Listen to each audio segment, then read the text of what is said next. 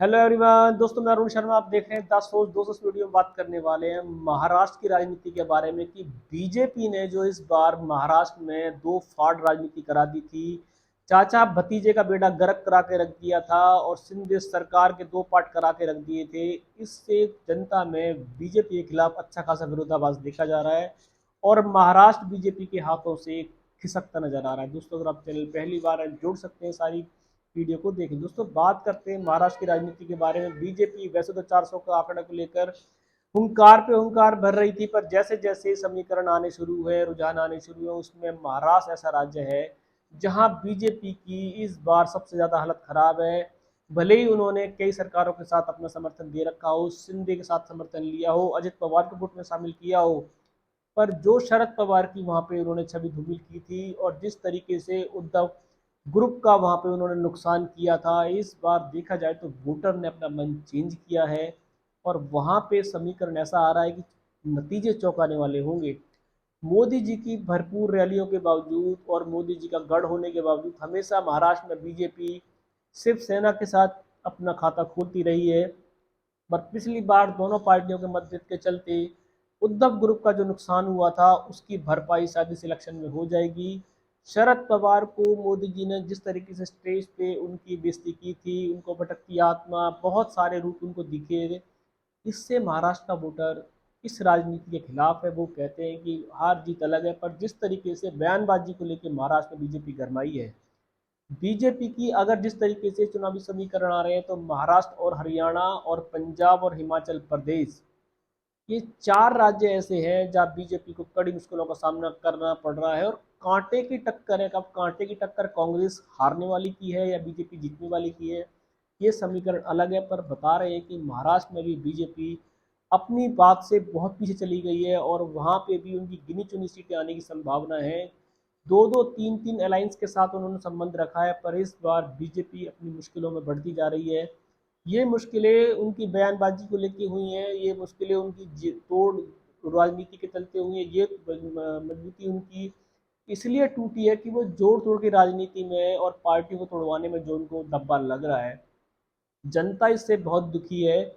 और जो उन्होंने एक वॉशिंग मशीन अपने पास रखी है कि कोई भी अपराधी हो, कांग्रेस में हो, अन्य पार्टी में हो, अगर वो बीजेपी में आता है तो सारे अपराध माफ हो जाते हैं, भले ही उसके पास ईडी आना बंद हो जाती है। इससे जनता में दो तरीके के मतभेद देखे जा रहे हैं कि बीजेपी अगर ऐसे सभी अपराधियों को अपनी वॉशिंग मशीन में धो लेगी तो बीजेपी का अपना लेवल क्या रह जाएगा। इस पे बीजेपी से लोग वोटर काफ़ी खफा हैं।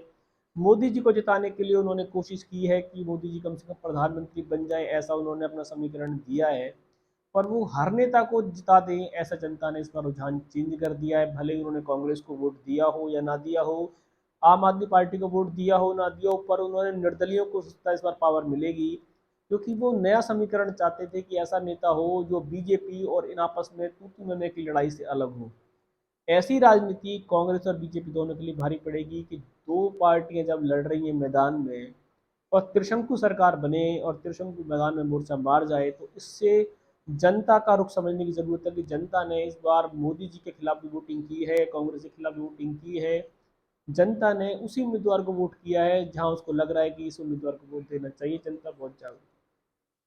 महाराष्ट्र भी अगर बीजेपी के हाथ से छिटक जाता है तो ये बीजेपी के लिए 2024 लोकसभा चुनाव की सबसे बड़ी हार है, क्योंकि वहां पे उनका अलायंस काफ़ी बड़ा था और उद्धव सरकार उनके सामने बहुत छोटी थी। शरद पवार की अगर इस बार इमेज दांव पे लगी है, जिस तरीके से शरद पवार ने इस बार साइलेंट होकर राजनीति खेली है, क्योंकि महाराष्ट्र की राजनीति में उनसे बड़ा अभी तक राजनीतिज्ञ देखा नहीं गया।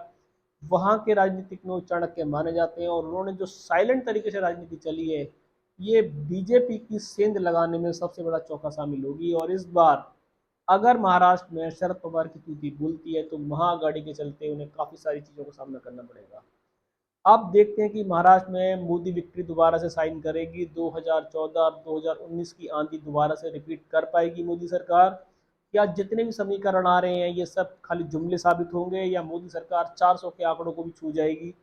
हो सकता है कि ये चुनावी समीकरण है, हम जिस वोटर से बात कर रहे हैं उसने करा कुछ, बताया कुछ, बहुत सारे समीकरण भी फेल होने हैं, पर किसी बात की 4 जून से पहले पुष्टि करना अपने आप में मजाक है, इसलिए किसी पार्टी को कमज़ोर नहीं कहा जा सकता। पर समीकरण को चर्चा बनाना ज़रूरी था, जो आपने सामने रखा गया है कि महाराष्ट्र में भी राजनीति में बीजेपी सरकार काफ़ी सीटों के नुकसान से आगे चल रही है। अब देखते हैं कि क्या वो दोबारा से बढ़त कर पाएगी या महाराष्ट्र में भी और स्टेटों की तरह उसकी हालत खस्त होगी। दोस्तों फिलहाल महाराष्ट्र की राजनीति में बीजेपी अपने पुराने समीकरण से फेल हुई है और हो सकता है कि उसको काफ़ी सीटों का नुकसान भारी करना पड़े। उसके चलते उनकी बयानबाजी, तोड़ मोड़ की राजनीति और काफ़ी सारे मुद्दे जनता ने अपनाए हैं, जिसके चलते बीजेपी को वोटिंग शायद नहीं हुई है। इस रुझान पे कोई नया अपडेट मिलेगा समय से पहले बताएंगे। अगर चैनल पहली बार है जुड़ सकते हैं आगामी सभी वीडियो को देखने की। दोस्तों मैं अरुण शर्मा मिलूंगा नई सोच के साथ, अपना ध्यान रखें।